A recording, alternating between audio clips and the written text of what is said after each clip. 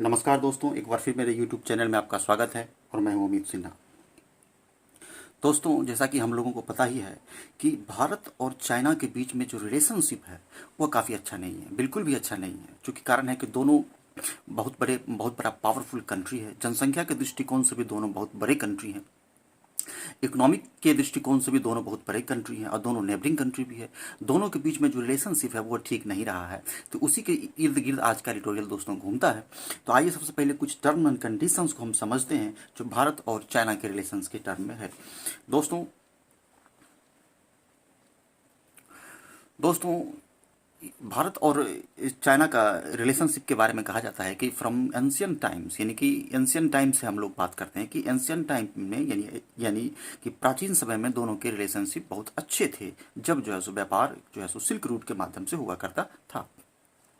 लेकिन बॉर्डर को लेकर जो है सो खास करके एलएसी को लेकर के बॉर्डर डिस्प्यूट के कारण, यानी बॉर्डर विवाद के कारण, बॉर्डर विवाद कह सकते हैं दोस्तों कि रूट कॉज रहा है, सबसे बड़ा कारण रहा है दोनों देशों के बीच में जो रिश्तों में जो दरार है उसका सबसे बड़ा कारण बॉर्डर डिस्प्यूट है। इस कारण से जो है सो 1962 में वॉर हो गया था भारत और चाइना के बीच में।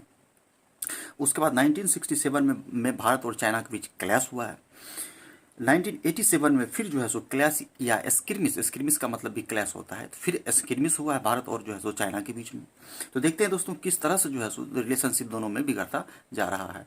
उसके बाद फिर हम लोग देखते हैं 2017 में 2017 में डोकलाम को लेकर जो है सो भारत और चाइना में फिर विवाद हो गया। और डोकलाम जो है सो दोस्तों भूटान का हिस्सा है और भूटान और चाइना के को टच करता है, यानी बॉर्डर वाला एरिया है। और चाइना का कहना था कि डोकलाम मेरा एरिया है। और जैसा कि आप लोगों को पता है कि भूटान का जो है सो बहुत सारा मैटर, खास करके मिलिट्री मैटर जो है सो, फॉरेन अफेयर्स का जो मैटर्स है जो है, खास करके लैंड का भी मैटर जो है सो वो भारत ही देखता है, इंडिया ही उसको कंट्रोल करता है। इसीलिए जो है सो भारत के लिए यह काफ़ी सीरियस मैटर हो गया और डोकलाम जैसा विवाद जो है सो भारत और चाइना में हो गया। उसके बाद लास्टली जो जो सो देखा गया है कि वो गलवान क्लैश है। आपको पता ही है कि बहुत ही सेंसिटिव क्लैश जो है सो भारत और जो है सो चाइना के सोल्जर्स के बीच में हुआ, जिसमें हमारे कुछ सोल्जर्स शहीद भी हो गए और बहुत सारे चाइनीज सैनिक भी मारे गए। ये 2020 में हुआ। यह जो है सो गलवान रिवर के पास वैली जो है सो लद्दाख एरिया में जो है सो यह हुआ था। तो यही जो है सो इसका किस तरह से रिलेशन खराब हुआ है। अभी मैं बता रहा था दोस्तों LAC.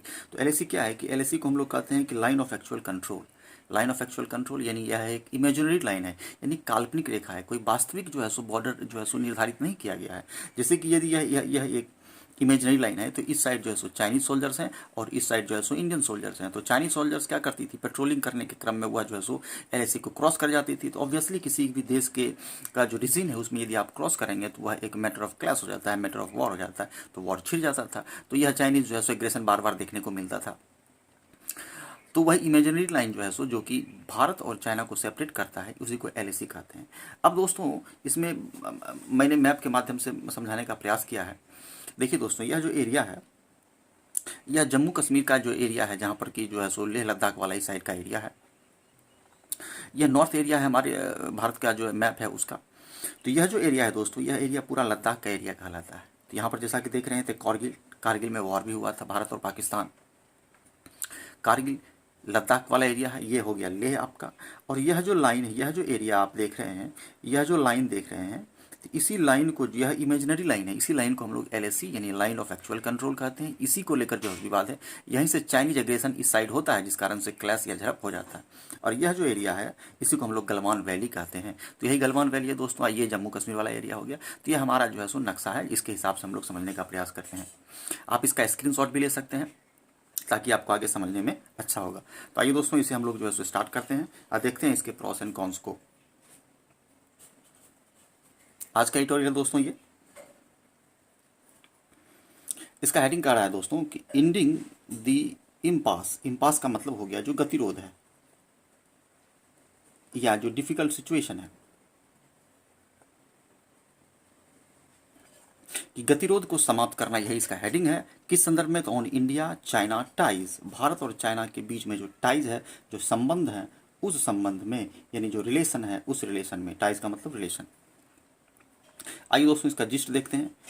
India China can not put the distrust of the past behind, यानी पास्ट का जो भी डिस्ट्रस्ट है, डिस्ट्रस्ट का मतलब होता है अविश्वास, यानी कि फेथ नहीं होना, यानी कह सकते हैं इसको नॉट ट्रस्ट। भारत और चाइना का एक दूसरे के प्रति जो विश्वास नहीं है, जो डिस्ट्रस्ट है, उसके बारे में कह रहा है कि can not put the distrust of the past, यानी पास्ट का जो भी डिस्ट्रस्ट है एक दूसरे के प्रति, उसको आप पीछे नहीं छोड़ सकते हैं, या पीछे नहीं छोड़ सकते हैं without resolving the border issue, यानी कि बिना बॉर्डर इशू को रिजॉल्व करते हुए आप इस डिस्ट्रस्ट को ठीक नहीं कर सकते हैं, यानी कि फिर से विश्वास नहीं बना सकते हैं, यानी दोनों देशों में जो रिश्ता है वह सुधर नहीं सकता है जब तक कि बॉर्डर का इशू रिजॉल्व नहीं हो। रिजॉल्व का मतलब एड्रेस नहीं हो या सुलह नहीं हो। तो ये दोस्तों इसका जिस्ट था।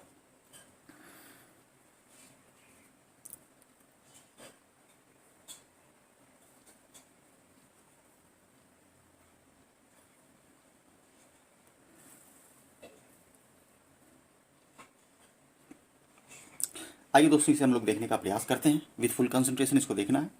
कह रहा है कि India's relations with China have been in deep freeze. Deep freeze का मतलब होता है रुक जाना, हॉल्ट हो जाना, या ठंडे अवस्थे में चला जाना। कि भारत और चाइना का जो हैव का प्रयोग रिलेशंस के लिए किया गया पुलर है। Deep freeze for over a year, यानी कि ओवर अ ईयर यानी सालों से जो है सो भारत और चाइना का जो रिश्ता है वह रुका हुआ है, यानी कि खटास में है, डीप फ्रीज में है, यानी ठंडे अवस्थे में है। The crisis on the LAC, कि लाइन ऑफ एक्चुअल कंट्रोल पर जो भी क्राइसिस है यानी समस्या है। रिमेंस, रिमेंस दोस्तों वर्ब है, इसका सब्जेक्ट क्राइसिस हो गया, यानी क्राइसिस रिमेंस मतलब बना हुआ है, अनरिजॉल्व यानी कि वह रिजॉल्व नहीं हुआ है, यानी अनसुलझा है। And tens of thousands of soldiers, मैं बता चुका हूं दोस्तों कि ऑफ के बोथ साइड्स प्लूरल का प्रयोग करते हैं। जब भी इस तरह का सेंटेंस आता है जैसे tenth of, thousands of, hundreds of, तो उसके बोथ साइड प्लूरल का प्रयोग करते हैं। तो इसमें डबल यूज किया गया, टेंस भी किया गया है और थाउजेंड्स भी किया गया है, इसलिए एस लगाया है। In tens of thousands of soldiers, जो सोल्जर्स हैं फ्रॉम बोथ साइड्स, यानी दोनों साइड से, स्टिल मतलब अभी भी रिमेन डिप्लॉयड, डिप्लॉयड हैं यानी तैनात हैं, दोनों साइड से अपने अपना सेना तैनात किए हुए, चाइना भी और इंडिया भी। इन फॉरवर्ड एरियाज में, कौन से एरिया में, तो फॉरवर्ड एरियाज में। फॉरवर्ड एरिया वैसे एरिया को कहते हैं, यह लद्दाख रीजन में एक क्षेत्र है जिसको हम लोग फॉरवर्ड एरिया कहते हैं, खास करके सराउंडिंग दी गलवान वैली, गलवान वैली के अराउंड। अगेंस्ट दिस बैकड्रॉप, यानी इस बैकड्रॉप के अगेंस्ट, बैकड्रॉप का मतलब होता है दूसरा पहलू या इसके पीछे वाला पहलू, यानी इस सारे मैटर के अलावा यदि हम दूसरा पहलू इसका देखें, इसको रिजॉल्व करने के संदर्भ में, तो वेडनेसडे को क्या हुआ है कि मीटिंग हुआ है बिटवीन का प्रयोग दो के लिए, external affairs minister S Jaishankar and his Chinese counterpart Wang Yi. कि वांग यी यानी कि चाइना के जो हैं और हमारे जो एक्सटर्नल अफेयर्स मिनिस्टर हैं एस जयशंकर, इन दोनों के बीच में जो है सो मीटिंग हुआ है। काउंटर पार्ट का मतलब हो गया समकक्ष, है ना, समकक्ष, समकक्ष। दुशांबे में, दुशांबे दोस्तों तजाकिस्तान में है, तजाकिस्तान में। एज्यूम्स सिग्निफिकेंस, यानी कि यह जो है मीटिंग हुआ या सिग्निफिकेंस को जो है सो निर्धारित करता है। एज्यूम्स का मतलब हम लोग यहाँ कह सकते हैं बताते हैं, बताता है या निर्धारित करता है।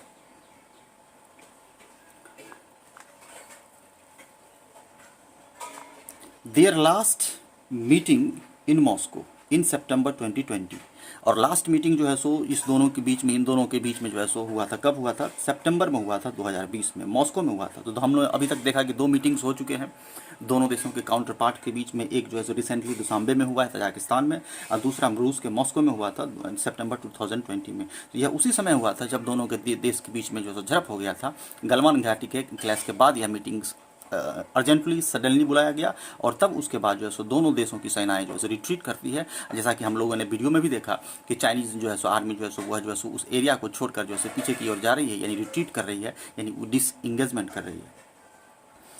अब इसके बारे में कह रहा है दोस्तों कि यह जो हुआ था took place in the after math of Galwan valley clash, यानी गलवान वैली का जो क्लैश यानी झड़प हुआ था उसके आफ्टर मैथ में, आफ्टर मैथ मतलब बाद या परिणाम भी कहते हैं, उसके परिणाम स्वरूप जो है सो यह टुक प्लेस हुआ था। क्या हुआ था, टुक प्लेस का प्रयोग मीटिंग के लिए किया गया। तो इसकी ये वर्ब हो गया, इसका सब्जेक्ट मीटिंग हो गया, subject. And at a time of tinder box like situation, और टिंडर बॉक्स लाइक सिचुएशन के समय में यह जो है सो मीटिंग हुआ था मॉस्को में। तो टिंडर बॉक्स लाइक सिचुएशन का मतलब होता है कि युद्ध जैसी स्थिति, यानी सिचुएशन लाइक वॉर, इसको कह सकते हैं सिचुएशन लाइक वॉर, यानी युद्ध जैसी स्थिति की होने की थी, तो उस टाइम में जो है सो मॉस्को में मीटिंग जो है सो दोनों देशों के जो काउंटर पार्ट्स हैं उनके बीच में हुआ था। तो कहाँ पर, तो साउथ ऑफ पेंगोंग लेक के पास जो है सो झड़प हुआ था, जिसमें देखा गया कि with troops and artillery, artillery का मतलब हथियार, गोला बारूद, हथियार गोला बारूद, यानी सैनिक और हथियार खतरनाक रूप से dangerously close to each other, एक दूसरे के क्लोज थे, यानी कि वह एलएसी के उस साइड चाइनीज जो है सो तैनात था, इस साइड जो है सो हमारे जो है सो जवान जो है सो बहादुर जवान तैनात थे, तो दोनों साइड जो है सो हथियार गोला बारूद के साथ सैनिक तैनात थे। On the heights of Kailash range, Kailash range के हाइट पर, यानी जो है जो एरिया है। A political agreement then pave the way, यानी कि एक पॉलिटिकल एग्रीमेंट हुआ था दोनों देशों के बीच में, दोनों देश को जो काउंटर पार्ट है यानी वांग यी और एस जयशंकर के बीच में एक एग्रीमेंट, सहमति हुआ मॉस्को में। क्या सहमति हुआ? देन पेव द वे, एक रास्ता निकला, रास्ता निकलना, पेव द वे, या हल निकलना। क्या हल निकला था? कि फॉर बोथ साइड्स, कि दोनों साइड जो, बोथ के बाद प्लूरल का प्रयोग करते हैं दोस्तों, ध्यान से देखना है, बोथ साइड्स, दोनों साइड्स टू डिसंगेज करेंगे। डिसंगेज का मतलब हटना, कि वहाँ से जो सैनिक वापस जाते हैं उसको डिसंगेज कहते हैं। डिसंगेज इन फरवरी, यानी फरवरी में दोनों सेना जो है सो अपने अपनी जगह से हट जाए, यानी एलएसी को क्रॉस, जैसा कि हम लोगों ने वीडियो में देखा था कि चाइनीज सोल्जर जो है सो उसको एरिया को क्रॉस कर रहे हैं, वहाँ से अपना डेरा डंडा हटा रहे हैं। लेकिन प्लस माइनस वाला सेंटेंस, कि बोला तो था कि करेंगे, लेकिन चाइनीज़ को हमेशा जो है सो शंका की दृष्टि से पूरा दुनिया देखता है दोस्त। जैसा कि पता है कि हमारा जो है सो एक पॉलिसी रहा है वसुधैव कुटुंबकम का, भारत की छवि पूरे वर्ल्ड में जो है सो एक अच्छी स्थिति के रूप में देखी जा सकती है। वही चाइनीज़ जो है सो, चाइनीज़ को तो लोग विश्वासघात की दृष्टिकोण से देखते हैं, यानी सस्पिशियस और डाउटफुल आइज से पूरा दुनिया उसे देखता है। उसे उस अभी हम भी देख रहे हैं, हम लोगों को देख रहे हैं कि अमेरिका के साथ उसका रिलेशनशिप अच्छा नहीं है। तो बहुत तरह के ऐसे टर्म है जिसको चाइनीज़ का रिलेशन काफ़ी ठीक नहीं है बहुत सारे कंट्रीज़ के साथ। वही कह रहा है कि बोला कि जो है सो हम डिसंगेजमेंट करेंगे, but the agreements in Galwan and Pangong lake where both sides, कि कह रहा है कि गलवान में और पेंगोंग लेक में, जहाँ पर वेयर मतलब जहाँ बोथ साइड्स, दोनों तरफ की, हैव पुट इन प्लेस, दोनों ने क्या किया था? पुट इन प्लेस किया था, यानी लागू कर दिया था, इम्प्लीमेंट कर दिया था, बहाल कर दिया था, इम्प्लीमेंट यानी अप्लाई कर दिया था, नो पेट्रोलिंग जोन्स। एग्रीमेंट में कहा गया था कि इस एरिया में जो है सो नो पेट्रोलिंग जोन रहेगा, यानी आप जो पेट्रोलिंग करते करते एलएसी को क्रॉस करके इंडिया में चले आते हैं और कहते हैं यह मेरा एरिया है, भागो यहाँ से, जिस कारण से आपके साथ क्लैश हुआ, आपके बहुत सारे सैनिक मारे गए, तो इस तरह का पेट्रोलिंग आप इस एरिया में नहीं करेंगे, यही एग्रीमेंट हुआ था। अब कह रहा है कि हैव नॉट बीन, हैव दोस्तों वर्ब है, ये कोमा के बाद आर्टिस्टिक स्टाइल है द हिंदू का जोड़ने का, इसका सब्जेक्ट जो है सो एग्रीमेंट है, कि जो एग्रीमेंट हुआ था, है ना, कि agreement have not been followed, कि उस एग्रीमेंट को, उस समझौते को, उस प्रस्ताव को फॉलो नहीं किया गया और उसका उल्लंघन कर दिया गया। Have not been followed at other disputed site, यानी कि गलवान वैली में पेंगोंग लेक के अलावा और भी जो डिस्प्यूटेड साइट थे वहाँ पर इसको फॉलो नहीं किया गया, यानी वहाँ पर पेट्रोलिंग जारी रहा, यानी कहा गया कि पेट्रोलिंग नहीं होगा लेकिन पेट्रोलिंग जारी रहा। डिस्प्यूटेड साइट कौन कौन से साइट थे वो? तो in Depsang, Demchok, Gogra and hot spring, यानी कि दीज आर दी जो सेंसिटिव एरियाज थे, जैसे कि Depsang, Demchok, Gogra and hot spring में पेट्रोलिंग उसका जारी रहा, यानी वहाँ पर जो है सो अतिक्रमण करना, जो है सो इंक्रोचमेंट करना, और जो है सो वो एक प्रकार का वो बंद नहीं किया चाइना। तो चाइनीज इंसर्जेंसी जो है सो बहुत बड़ा जो है सो क्लैश का जो है सो रीज़न है। अब यहाँ से दोस्तों हम लोग देखने का प्रयास करते हैं कि will the Dushanbe meeting similarly break the impasse, question mark लगाया, प्रश्न कहता है कि विल मतलब क्या होगा, कह रहा है कि क्या दसाम्बे में जो मीटिंग हुआ है, यानी तजाकिस्तान में जो मीटिंग हुआ है, कि ब्रेक दी इम्पास, जो गतिरोध है, इम्पास है, उसको तोड़ेगा, यानी कि कुछ हल निकल कर आएगा क्या दोनों देशों के बीच। तो ये हम लोग देखने का प्रयास करेंगे। अब कह रहा है कि the initial read outs from both sides do not inspire confidence, कि दो जो इनिशियल जो रीड आउट्स किया गया है, अब कह रहा है दोस्तों कि दी इनिशियल रीड आउट्स का मतलब हो गया है कि जो हटाया गया था, जो हटे थे, यानी कि रिमूव करना, कि शुरुआत में जो वहाँ से सैनिक जो एक दूसरे एरिया से जो रिमूव किए थे, जो हटे थे, from both sides do not inspire confidence, कि कॉन्फिडेंस को इंस्पायर नहीं करता, यानी कि यदि रिमूव हुआ तो किसी तरह का इंसर्जेंसी नहीं होना चाहिए था, कंडीशन जो है सो स्टेबल हो जाना चाहिए था, तो वैसा कंडीशन स्टेबल नहीं हुआ और फिर बातचीत करने की प्रक्रिया जो है सो आरंभ हो गई। तो वही कह रहा है कि कुछ अच्छा इंस्पायर, यानी प्रेरणा, कॉन्फिडेंस को इंस्पायर नहीं किया। चूंकि डू का प्रयोग किया गया है जो दोस्तों रीड आउट्स के लिए, ये सब्जेक्ट है पुलर, इसलिए पुलर के साथ डू का प्रयोग करते हैं और सिंगुलर के साथ डज का प्रयोग करते हैं। मिस्टर जयशंकर से उन्होंने कहा द अनरिजॉल्व सिचुएशन वॉज, कि जो सिचुएशन अनरिजॉल्व था वह क्या था, कि जो सिचुएशन क्या कर रहा था कि visibly impacting the relationship in A negative manner, कि निगेटिव मैनर में रिलेशनशिप को वह विजिबली यानी स्पष्ट रूप से इम्पैक्ट कर रहा था, यानी प्रभावित कर रहा था। यानी यह जो रिजॉल्व नहीं हुआ था, यह जो है सो दोनों देशों के रिश्ते को जो है सो काफ़ी निगेटिव रूप से इम्पैक्ट कर रहा था। जाहिर सी बात है, रिश्ता खराब होगा तो ट्रेड एंड जो कॉमर्स है वो बाधित होगा, वहाँ का सामान जो है सो यहाँ आने से पाबंदी लगेगा, यहाँ का जो है सो एक्सपोर्ट नहीं हो सकता है, इम्पोर्ट एक्सपोर्ट जो है सो बुरी तरीके से बाधित होगा। And assessing the overall relationship, और यह कह रहा है कि अनरिजॉल्व सिचुएशन क्या क्या था, पहला तो यह नेगेटिव इम्पैक्ट डाल रहा था, दूसरा कह रहा है कि असेसिंग दी ओवरऑल रिलेशनशिप, की रिलेशनशिप को भी असेस किया जा रहा था कि क्या स्थिति है, क्या उधर से जो है सो कदम उठाया जा रहा था, उसका मूल्यांकन जांच किया जा रहा था। It was a peace on the border that provided the foundation for the development. बड़ा ही अच्छा सब दोस्तों कह रहा है कि बॉर्डर पर यदि शांति रहता है तो दोनों देशों के बीच जो है सो आयात निर्यात, ट्रेड, एक्सपोर्ट एंड इम्पोर्ट और रिलेशन काफ़ी अच्छा रहता है। वही कह रहा है कि it was peace on the border, कि बॉर्डर पर शांति था तभी that provided the foundation for the development, कि डेवलपमेंट का फाउंडेशन तभी प्रोवाइड हो पाया, यानी तभी विकास दोनों देशों में हो सका।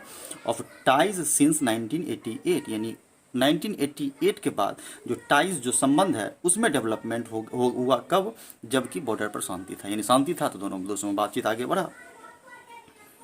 अब कह रहा है कि when the post 1962 freeze ended, कि 1962 के बाद जो फ्रीज हुआ था, यानी जो स्थिति रुक गई थी, जो कहने का मतलब है कि वह जब इंड हुआ तब जो जाकर जो है सो इस तरह का डेवलपमेंट जो है सो देखा गया।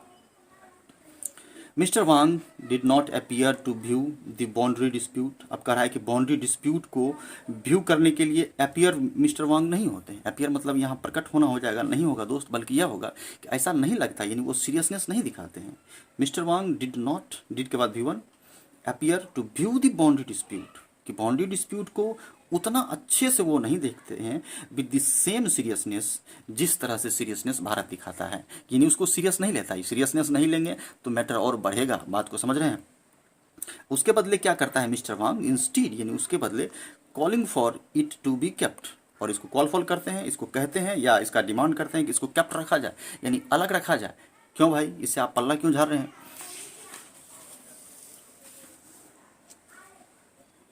Kept in an appropriate place में, यानी कि इसको एक अप्रोप्रिएट यानी उपयुक्त प्लेस में रखा जाए। उपयुक्त कहने का मतलब यहाँ हो जाएगा कि इसको, इससे पल्ला झाड़ लेते हैं, यानी इस पर बातचीत ढंग से वो करना नहीं चाहते हैं। तो जब तक आप बातचीत नहीं कीजिएगा तो डिस्प्यूट रिजॉल्व कैसे होगा, फिर दोनों देशों में जो है सो एक रिलेशनशिप अच्छा बहाल कैसे होगा। वाइल जबकि expanding the positive momentum of bilateral cooperation, की बायलैटरल कोऑपरेशन को के पॉजिटिव मोमेंटम को एक्सपेंड करने के संदर्भ में जो है सो बातचीत करते हैं, लेकिन जो है सो इस तरह के संदर्भ में जो है सो बातचीत नहीं करना पसंद करते हैं। वो तो ये तो ठीक नहीं है कि आपको बात तो टेबल पर तो आना ही पड़ेगा। Where both sides did agree in their assessment, कि जब जो है सो दोनों साइड जो है सो असेसमेंट के लिए तैयार हो जाते हैं कि हम लोग असेस करेंगे कि क्या कारण है, यदि कोई कारण है, बॉर्डर डिस्प्यूट है, तो उसको जो है सो रिजॉल्व करने का प्रयास करेंगे। वही कह रहा है कि वेयर बोथ साइड्स डीड के बाद V1 did agree is in their assessment, assessment मतलब मूल्यांकन, कि दोनों अपनी तरह से जो है सो जांच पड़ताल करेगा। As mister Jaishankar put it, जैसा कि मिस्टर जयशंकर पुट इट करते हैं, पुट मतलब कहना, प्लेस करना, क्या कहते हैं कि a prolongation of the existing situation, prolong मतलब लंबा या उबाऊ, यानी लंबा, यानी प्रोलोंग जो आपका एग्जिस्टिंग सिचुएशन है, यानी वर्तमान स्थिति जो आपका प्रोलोंग या लंबा या जो है सो एग्जिस्टिंग है, was not in the interest of either side, either मतलब किसी, दोनों में से कोई एक, यानी कोई साइड के लिए, ना ही चाइना के लिए ना ही इंडिया के लिए जो है सो यह अच्छा होगा, उसके इंटरेस्ट के लिए अच्छा होगा, ऐसा हमारे जयशंकर कहते हैं कि दोनों में से किसी के लिए यह ठीक नहीं होगा। The difference from Moscow to Dushanbe is that, दोनों में क्या डिफरेंस है, कि मॉस्को में जो मीटिंग हुआ और दसाम्बे में जो मीटिंग हुआ, उस दोनों के बीच में क्या डिफरेंस है कि China which last year was equally concerned after India's counter deployment to take the heights of Kailash range. यानी कैलाश रेंज के हाइट्स को टेक करने के लिए भारत ने जो काउंटर डिप्लॉयमेंट किया था, यानी जो सेना को बहाल किया था उस गलवान वाले एरिया में, उसको कंसर्न किया था काफ़ी चाइना। और लेकिन इस बार जो है सो नहीं कर रहा है। यानी मॉस्को का जो मीटिंग हुआ था उसमें जो है सो काफ़ी सीरियसनेस था चाइना का, लेकिन इस बार आप दशांबे में जो हुआ उसमें सीरियसनेस नहीं दिखाना चाहते हैं। वही कह रहा है कि the difference from Moscow to Dushanbe is that, क्या है कि चाइना विच लास्ट ईयर, पिछले साल, वाज इक्वली कंसर्न, कंसर्न मतलब काफ़ी चिंतित, या इसको कह सकते हैं कि कंसर्न था, यानी कि सोच समझता था, विचार करता था आफ्टर इंडिया काउंटर डिप्लॉयमेंट, की भारत ने भी काउंटर डिप्लॉयमेंट कर दिया था, तुम करोगे तो हम भी कर देंगे। तो इंडिया ने भी क्या किया था, सैनिक को तैनात कर दिया था to take the heights of Kailash range, Kailash range के हाइट पर जो है सो इसको डिप्लॉय कर दिया था सैनिक। Where even shots were fired, कि जहाँ पर गोली भी चला जो है सो इन वार्निंग में वहाँ पर जो है सो फायर भी हुआ। वह फायर जो है फर्स्ट फायरिंग था 1975 के बाद जो था, द फर्स्ट फायरिंग सिंस 1975 के बाद वह पहला दोस्तों फायरिंग था। अब कह रहा है कि ना appears to be in no hurry to restore the status quo elsewhere. Status quo का मतलब जो स्थिति है, यानी वर्तमान स्थिति। अब यह कह रहा है चाइना के बारे में कह रहा है, वांग यी के बारे में कह रहा है कि नाउ, यानी China now appears to be in no hurry, कोई जल्दबाजी नहीं करता, यानी कोई सीरियसनेस नहीं दिखाता है, नो हरी दिखा रहा है to restore the status quo elsewhere, जो एरिया में आपका टेंशन चल रहा है उसको रिस्टोर, यानी शांति बहाल करने में कोई जल्दबाजी चाइना नहीं दिखाना चाहता है, बल्कि इंडिया हैविंग डिक्लेयर्ड, हैविंग के बाद भीतरी का प्रयोग किया है कि भारत ने डिक्लेयर किया है कि normalcy can not be possible, कि नॉर्मलसी यानी शांति, सद्भावना संभव नहीं है, can not be possible without disengagement, कि जब तक डिसंगेजमेंट नहीं होगा, यानी वहाँ से उसकी सेना नहीं जाएगी, किसी तरह का शांति बहाल नहीं होगा।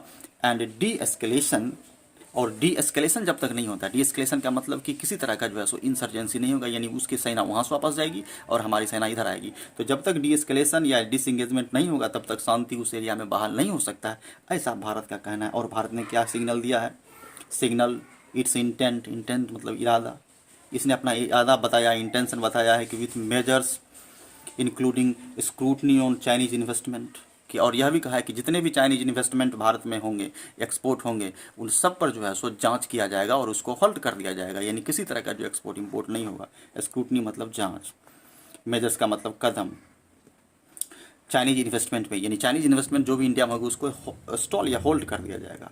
Bilateral trade is still booming, अब कह रहा है कि इतना होने के बावजूद भी वही कह रहा है कि हाउएवर, जबकि प्लस माइनस वाला सेंटेंस, कि बायलैटरल ट्रेड, दो पक्षीय जो व्यापार है, इज स्टिल बूमिंग, बूम मतलब वृद्धि हो रहा है, बियॉन्ड प्री पेंडेमिक लेवल, यानी कि पेंडेमिक के पहले जो स्थिति था उससे भी ज़्यादा जो है दोनों के देश के बीच में हो गया है। चाइना काफ़ी प्रॉफिट में जा रहा है, thanks to huge imports of medical supplies, इसका जो है सो थैंक्स जाता है कि ह्यूज में यानी विशाल, इंपोर्ट जो किया गया था, यानी मेडिकल सप्लाईज जो इंपोर्ट हुआ था, उसी कारण दोनों देशों के बीच में जो है सो बायलैटरल ट्रेड जो है सो बहुत ज़बरदस्त रहा है, उसी के बारे में कह रहा है। लेकिन अब वैसा नहीं होगा, वही यहाँ पर कह रहा है कि will now have to stay, उसको रुकना होगा। किसको रुकना होगा, तो यह चाइनीज़ जो इन्वेस्टमेंट किया गया है इसको अब रुकना होगा, क्योंकि जब तक बॉर्डर डिस्प्यूट रिजॉल्व नहीं होगा किसी तरह का बात नहीं होगा।